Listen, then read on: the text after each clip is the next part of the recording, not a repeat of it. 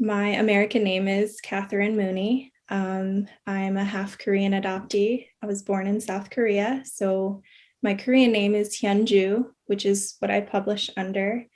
I just finished my fourth year. I'm a PhD candidate in African history. I do have a background in poetry. I used to write in college, and then, I got a job, and then I went to grad school. And I think, like a lot of really near and dear hobbies, I didn't make time for it anymore. And I sort of just left that behind. I think when I started grad school, I thought I had to choose between my passions. And since I went to grad school for history, that was sort of, the decision I made. It was set in stone. But once the pandemic started, and my husband and I were trying to plan our wedding, and I was so stressed out. And I think I turned back to poetry to sort of, first, it was to sort of filter through all these, like emotions and experiences. And then it sort of became a deeper project. And I started sending my poetry out and speaking with people, collaborating with them. I didn't really plan on performing poetry. I actually didn't know that I could do that during the pandemic, but I fell in with some really cool people who put on like Zoom poetry readings.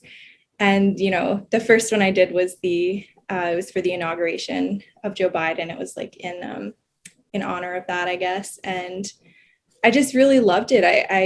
I hadn't done a poetry reading in so long, and it was very different doing it online, I think. But it was just so nice feeling connected with people. I think that's really what it comes down to, right? Like the pandemic has been so isolating. And for grad students, I mean, grad school is isolating. So I feel like it just kind of compounds.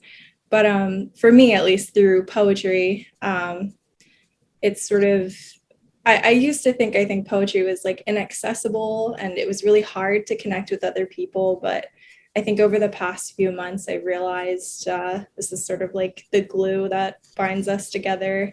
So it was, yeah, it was amazing just hearing people's responses, hearing the other poets speak on issues that really, like spoke to my heart.